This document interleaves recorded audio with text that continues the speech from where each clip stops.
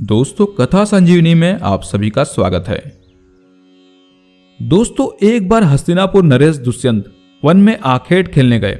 जिस वन में वे शिकार करने के लिए गए थे उसी वन में कण्व ऋषि का आश्रम था। कण्व ऋषि के दर्शन के लिए महाराज दुष्यंत उनके आश्रम पहुंच गए। पुकार लगाने पर एक अति लावण्यमयी कन्या ने आश्रम से निकलकर कहा, हे राजन, महर्षि तो तीर्थ यात्रा पर गए हैं, किंतु आपका इस आश्रम में स्वागत है। उस कन्या को देखकर महाराज दुष्यंत ने पूछा, बालिके, आप कौन हैं? बालिका ने कहा, मेरा नाम शकुंतला है और मैं कण्व ऋषि की पुत्री हूं। उस कन्या की यह बात सुनकर महाराज दुष्यंत आश्चर्यचकित होकर बोले, महर्षि तो आजन्म ब्रह्मचारी हैं, फिर आप उनकी पुत्री कैसे हुई?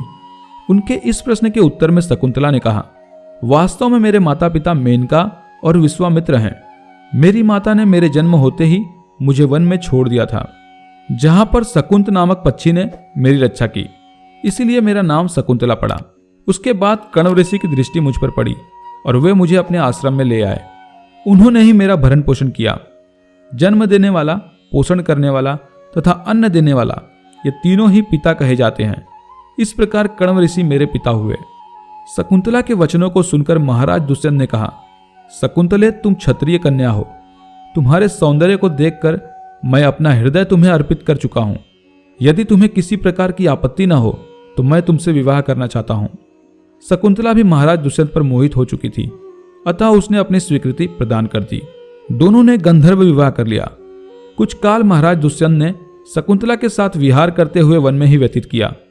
फिर एक दिन वे शकुंतला से बोले, प्रियतमे, मुझे अब अपना राज कार्य देखने के लिए हस्तिनापुर प्रस्थान करना होगा। महर्षि कण्व के तीर्थ यात्रा से लौट आने पर मैं तुम्हें यहां से विदा कराकर अपने राजभवन में ले जाऊंगा। इतना कहकर महाराज ने शकुंतला को अपने प्रेम के प्रतीक के रूप में अपनी स्वर्ण मुद्रिका दी और हस्तिनापुर चले गए। एक दिन उसके आश्रम में दुर्वासा ऋषि पधारे। महाराज दुष्यंत के विरह में लीन होने के कारण शकुंतला को उनके आगमन का ज्ञान भी नहीं हुआ और उसने दुर्वासा ऋषि का यथोचित स्वागत सत्कार नहीं किया। दुर्वासा ऋषि ने इसे अपना अपमान समझा और क्रोधित होकर बोले, बालिके, मैं तुझे श्राप देता हूं कि जिस किसी के ध्यान में लीन होकर तूने मेरा निरादर किया है वह तुझे भूल जाएगा। दुर्वासा ऋषि के श्राप को सुनकर शकुंतला का ध्यान टूटा और वह उनके चरणों में गिरकर क्षमा प्रार्थना करने लगी। शकुंतला के क्षमा प्रार्थना से द्रवित होकर दुर्वासा ऋषि ने कहा, यदि तेरे पास उसका कोई प्रेम चिन्ह होगा तो उस चिन्ह को देखकर उसे तेरी स्मृति हो आएगी। महाराज दुष्यंत के सहवास से शकुंतला गर्भवती हो गई थी। कुछ काल पश्चात कण्व ऋषि तीर्थयात्रा से लौटे।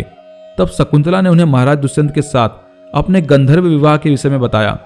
इस पर महर्षि कण्व ने कहा, पुत्री, विवाहित कन्या का पिता के घर में रहना उचित नहीं है। अब तेरे पति का घर ही तेरा घर है। इतना कहकर महर्षि ने शकुंतला को अपने शिष्यों के साथ हस्तिनापुर भिजवा दिया। मार्ग में एक सरोवर में आचमन करते समय महाराज दुष्यंत की दी हुई शकुंतला की अंगूठी, जो कि प्रेम चिन्ह थी, सरोवर में ही गिर गई। उस अंगूठी को एक मछली निगल गई। महाराज दुष्यंत के पास पहुंचकर कण्व ऋषि के शिष्यों ने शकुंतला को उनके सामने खड़ी करके कहा, महाराज, शकुंतला आपकी पत्नी है, आप इसे स्वीकार करें। महाराज तो दुर्वासा ऋषि के श्राप के कारण शकुंतला को विस्मृत कर चुके थे, अतः उन्होंने शकुंतला को स्वीकार नहीं किया और उस पर उल्टा होने का लांछन लगाने लगे। शकुंतला का अपमान होते ही आकाश में जोरों की बिजली कड़क उठी और सबके सामने उसकी माता मेनका उसे उठा ले गई। जिस मछली ने शकुंतला की अंगूठी को निगल लिया था, एक दिन वह एक मछुआरे के जाल में आ फंसी। जब मछुआरे ने उसे काटा तो उसके पेट में अंगूठी निकली। मछुआरे ने उस अंगूठी को महाराज दुष्यंत के पास भेंट के रूप में भिजवा दिया। अंगूठी को देखते ही महाराज को शकुंतला का स्मरण हो आया और वे अपने कृत्य पर पश्चाताप करने लगे। महाराज ने शकुंतला को बहुत ढूंढवाया, किंतु उसका पता नहीं चला। कुछ दिनों के बाद देवराज इंद्र के निमंत्रण पाकर देवासुर संग्राम में उनकी सहायता करने के लिए महाराज दुष्यंत इंद्र की नगरी अमरावती गए। संग्राम में विजय प्राप्त करने के पश्चात जब वे आकाश मार्ग से हस्तिनापुर लौट रहे थे तो मार्ग में उन्हें कश्यप ऋषि का आश्रम दृष्टिगत हुआ। उनके दर्शनों के लिए वे वहां रुक गए। आश्रम में एक सुंदर बालक एक भयंकर सिंह के साथ खेल रहा था। मेनका ने शकुंतला को कश्यप ऋषि के पास लाकर छोड़ा था तथा वह बालक शकुंतला का ही पुत्र था। उस बालक को देखकर महाराज के हृदय में प्रेम की भावना उमड़ पड़ी।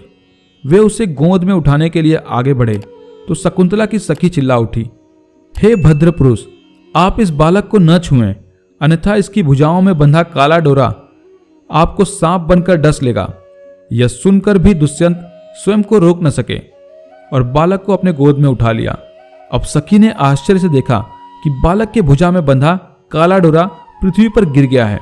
सखी को यह ज्ञात था कि बालक को जब कभी भी उसका पिता अपनी गोद में लेगा वह काला डोरा पृथ्वी पर गिर जाएगा। सखी ने प्रसन्न होकर समस्त वृत्तांत शकुंतला को सुनाया। शकुंतला महाराज दुष्यंत के पास आई। महाराज ने शकुंतला को पहचान लिया। उन्होंने अपने कृत्य के लिए शकुंतला से क्षमा प्रार्थना किया और कश्यप ऋषि की आज्ञा लेकर उसे अपने पुत्र सहित अपने साथ हस्तिनापुर ले आए। महाराज दुष्यंत और शकुंतला के उस पुत्र का नाम भरत था। बाद में वे भरत महान प्रतापी सम्राट बने और उन्हीं के नाम पर हमारे देश का नाम भारतवर्ष हुआ। तो दोस्तों, आज की इस कहानी में बस इतना ही। उम्मीद करते हैं कि आज की यह वीडियो आपको बेहद पसंद आई हो। तो वीडियो को ज्यादा से ज्यादा लाइक और शेयर अवश्य करें और कथा संजीवनी इस चैनल को सब्सक्राइब करके घंटी के बटन को भी अवश्य दबाएं ताकि आने वाली वीडियो की नोटिफिकेशन आपको लगातार मिलती रहे। मिलते हैं अगले किसी बेहतरीन कहानी के साथ। तब तक के लिए आप सभी का धन्यवाद।